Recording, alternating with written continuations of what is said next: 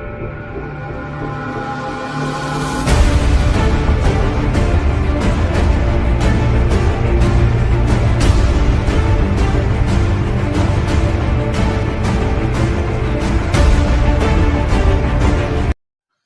दोस्तों, मेरा नाम सुनील है और मैं आप सभी का हमारे YouTube channel Vinayak classes Pippa city में हार्दिक स्वागत करता हूं। कल हमारा 10th टॉपिक पूर्ण रूप से खत्म हो गया था और आई होप कि आपको 10th टॉपिक पूर्ण रूप से समझ में आ गया होगा। आज हम बात करेंगे कि 10th के क्वेश्चन परीक्षा में किस प्रकार से आते हैं। तो अब हम इन्हें दो तरीके से पढ़ेंगे। एक है हमारा ऑप्शन बेस्ड यानी कि ऑप्शन पर आधारित और दूसरा है एरर बेस्ड यानी कि एरर पर आधारित। तो सबसे पहले हम पढ़ेंगे ऑप्शन बेस्ड यानी ऑप्शन पर आधारित। तो हमारा पहला क्वेश्चन है राम खाली जगह कम एंड ब्रेक बो।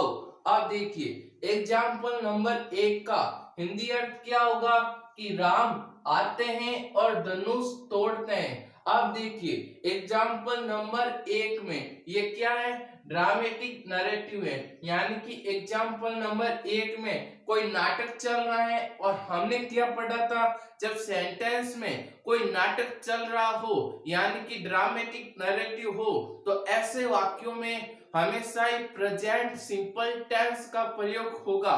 तो पहले वाले वाक्य में प्रेजेंट सिंपल टेंस का प्रयोग होगा। अब जाओ सब्जेक्ट के पास, सब्जेक्ट क्या है, सिंगुलर है। और हमने पढ़ा था कि प्रेजेंट सिंपल टेंस में जब सब्जेक्ट क्या हो, सिंगुलर हो यानी एक वचन करता हो, तब हम मेन वर्ब के पीछे एस या ईएस का प्रयोग करते हैं। अब यहाँ पर वर्ब दे रखी है कम, ठीक है। अब जब सब्जेक्ट क्या हो, सिंगुलर हो, तब जाओ वर्ब के पीछे। आप देखिए वर्ब पर यहाँ पर कोई नियम लग रहा है, नहीं लग रहा है, यानी कि क्रियाओं का जो अंतिम अक्षर है वो 8 अक्षरों की जोड़ी में से मिल रहा है। 8 अक्षरों की जोड़ी कौन कौन सी, S, double S, S H, C H, T H, O, X, Z, यानी कि जिन क्रियाओं का अंतिम अक्षर 8 अक्षरों की जोड़ी में से मिले, 8 अक्षरों की जोड़ी में नहीं मिल रहा है, यदि मिलता तब तो हम ईएस लगाते, यदि नहीं मिले तो ओनली एस लगाएंगे। अब देखिए इन चारों ऑप्शनों में कौन सी ऑप्शन में V1 प्लस एस या ईएस लगा हुआ है, ए ऑप्शन में। तो हमारा ए ऑप्शन क्या होगा, राइट होगा। इसी प्रकार एक और एग्जांपल लेते हैं। तो हमारा दूसरा एग्जांपल है आई खाली जगह हियर सिंस मॉर्निंग, यानी कि मैं सुबह से तुम्हारा इंतजार कर रहा हूं। अब देखिए दूसरे एग्जांपल में कोई एडवर्ब आ रखी है, हाँ आ रखी है, कौन सी, सिंस प्लस टाइम। और हमें पता है सिंस या फॉर प्लस टाइम आए तो उसमें हमेशा ही कौन से टेंस का प्रयोग होगा, प्रेजेंट परफेक्ट कंटिन्यू टेंस का। यानी कि यदि सिंस या फॉर प्लस टाइम आए तो वह कौन से टेंस की एडवर्ब होगी, प्रेजेंट परफेक्ट कंटिन्यू टेंस की। तो दूसरे वाक्य में प्रेजेंट परफेक्ट कंटिन्यू टेंस का प्रयोग होगा। अब जाओ सब्जेक्ट के पास, सब्जेक्ट क्या है, आई है। और हमें पता है प्रेजेंट टेंस के चारों भागों में सब्जेक्ट आई और यू को प्लूरल यानी कि बहुवचन माना जाता है। और हमें पता है प्रेजेंट परफेक्ट कंटिन्यू टेंस में जब सब्जेक्ट क्या हो, प्लूरल हो यानी कि बहुवचन करता हो, तो हम खाली जगह में हैव बीन प्लस V1 के साथ आईएनजी का प्रयोग करेंगे। तो अब देखिए कौन से ऑप्शन में हैव बीन प्लस V1 के साथ आईएनजी का प्रयोग हुआ है, तो बी ऑप्शन में। तो हमारा बी ऑप्शन राइट होगा। तो खाली जगह में क्या आएगा, have been plus V1 plus ING, यानी कि बी ऑप्शन राइट होगा। और क्या आएगा, हैव बीन वेटिंग। इसी प्रकार एक और एग्जांपल लेते हैं। तो हमारा तीसरा एग्जांपल है कि when I saw the child, he खाली जगह cry, यानी कि तीसरे वाक्य का हिंदी अर्थ क्या होगा कि जब मैंने लड़के को देखा वह रो रहा था। अब देखिए तीसरे वाले एग्जाम्पल में क्या दे रखा है, वह शब्द दे रखा है और हमारा नियम था कि जब सेंटेंस में वह शब्द दे रखा हो और एक और क्रिया चल रही हो तो जो क्रिया चल रही है उसमें तो पास्ट कंटिन्यू टेंस का प्रयोग होगा और जो क्रिया पूर्ण हो चुकी हो उसमें पास्ट सिंपल टेंस का प्रयोग होगा। अब देखिए कि मैंने बच्चे को देखा, जब मैंने बच्चे को देखा यानी मेरे द्वारा बच्चे को देखने का कार्य पूर्ण हो गया, यानी जो कार्य पूर्ण हो गया उसमें तो पास्ट सिंपल टेंस का प्रयोग होगा और जो कार्य चल रहा था यानी उसके रोने का कार्य चल रहा था तो जो कार्य चल रहा था उसमें पास्ट कंटिन्यू टेंस का प्रयोग होगा। अब जाइए सब्जेक्ट के पास। सब्जेक्ट क्या है, यहाँ पर सब्जेक्ट क्या है, सिंगुलर है और हमें पता है पास्ट कंटिन्यू टेंस में जब सब्जेक्ट क्या हो, सिंगुलर हो यानी कि एक वचन करता हो तो हम खाली जगह में was plus V1 plus ing का प्रयोग करेंगे। तो यहाँ पर कौन से ऑप्शन में was plus V1 plus ing है, सी ऑप्शन में क्या है, was plus V1 plus ing है तो हमारा सी ऑप्शन राइट होगा और यहाँ पर खाली जगह में आ जाएगा वाज क्राइम। तो आपको समझ में आ गया। अब एक बार आप इसका स्क्रीनशॉट ले लीजिए, फिर हम कुछ और एग्जांपल्स लेते हैं ताकि आपको कंसेप्ट आसानी से समझ में आ सके।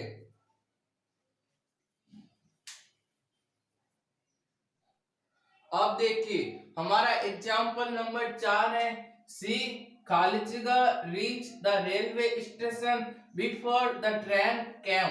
अब देखिए एग्जाम्पल नंबर 4 का हिंदी अर्थ क्या होगा कि ट्रेन के आने से पहले वह रेलवे स्टेशन पहुंच चुकी थी।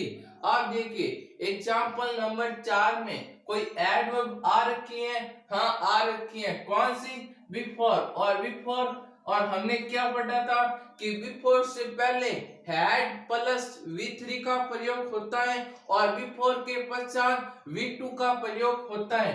अब बिफोर के पश्चात क्या है, V2 है यानी वर्ब की सेकंड फॉर्म है तो बिफोर से पहले हम हैड प्लस V3 यानी कि पास्ट परफेक्ट टेंस का प्रयोग कर देंगे।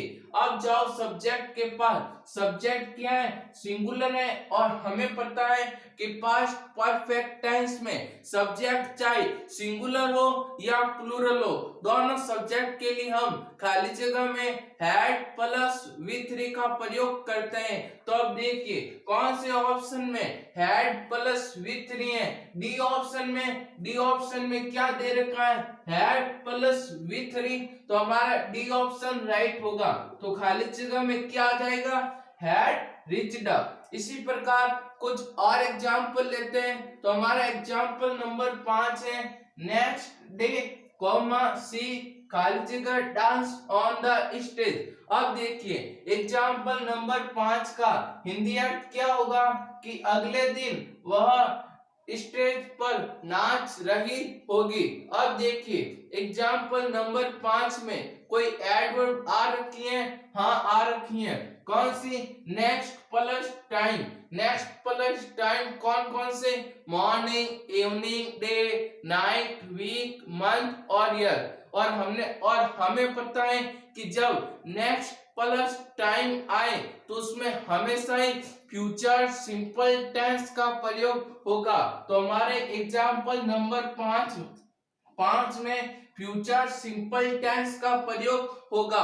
अब जाओ सब्जेक्ट के पास। सब्जेक्ट क्या है, अदर सब्जेक्ट है और हमें पता है फ्यूचर सिंपल टेंस में सब्जेक्ट आई और वी के साथ शैल प्लस V1 का प्रयोग होता है और अदर सब्जेक्ट यानी अन्य कर्ताओं के साथ विल प्लस V1 का प्रयोग होता है।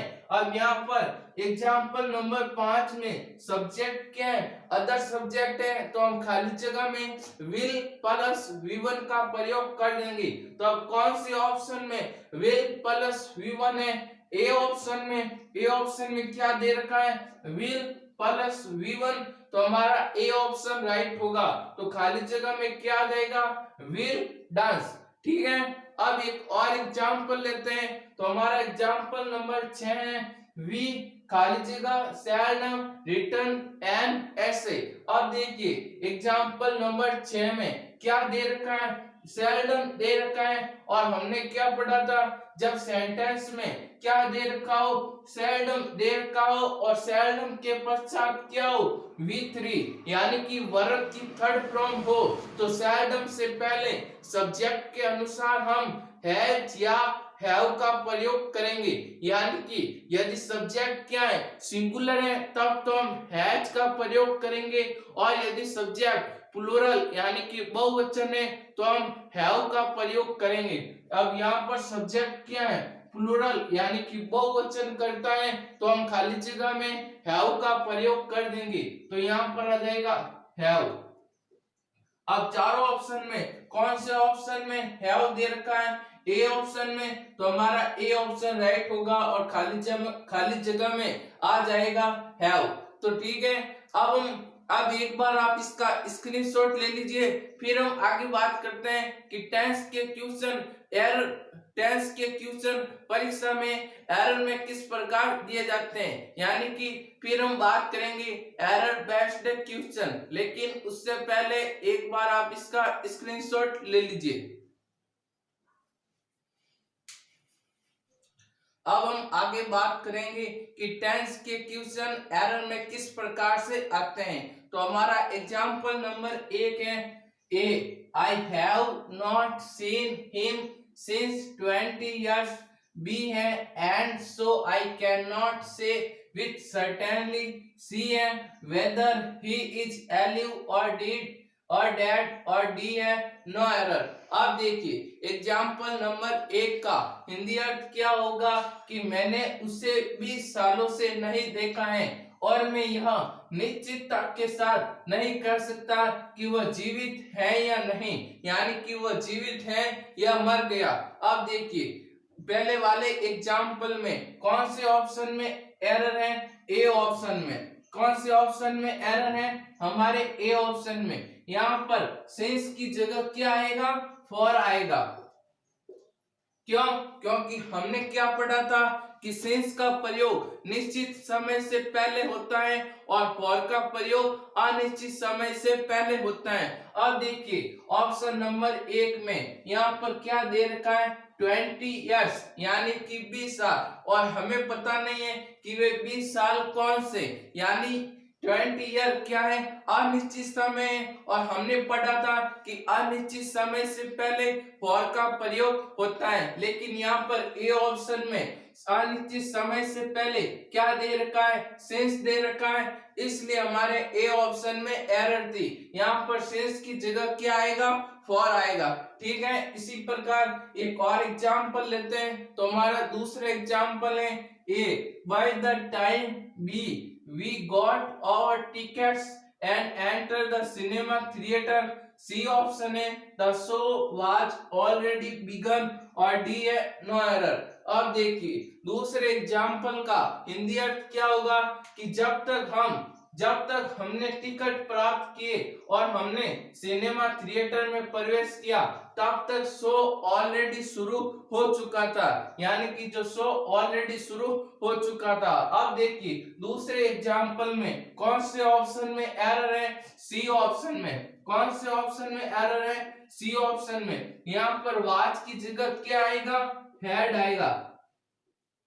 क्यों, क्योंकि हमने क्या पढ़ा था, जब सेंटेंस में क्या दे रखा हो, बाय द टाइम दे रखा हो और बाय द टाइम के पश्चात वाक्य के पहले भाग में क्या हो, पास्ट सिंपल टेंस यानी कि V2 हो, तो वाक्य के दूसरे भाग में हम पास्ट परफेक्ट टेंस का प्रयोग करेंगे। लेकिन यहाँ पर सी ऑप्शन में पास्ट परफेक्ट की जगह कौन से टेंस का प्रयोग हुआ है, पास्ट कंटिन्यू टेंस का, इसलिए हमारे सी ऑप्शन में एरर थी। यहाँ पर वाच की जगह क्या आएगा, हैड का प्रयोग, हैड प्लस V3 का प्रयोग होगा, यानी कि पास्ट परफेक्ट टेंस का प्रयोग होगा। तो यहाँ पर वाच की जगह हम हैड लिखेंगे। ठीक है, इसी प्रकार हम कुछ और एग्जाम्पल्स लेते हैं, लेकिन उससे पहले एक बार आप इसका स्क्रीनशॉट ले लीजिए।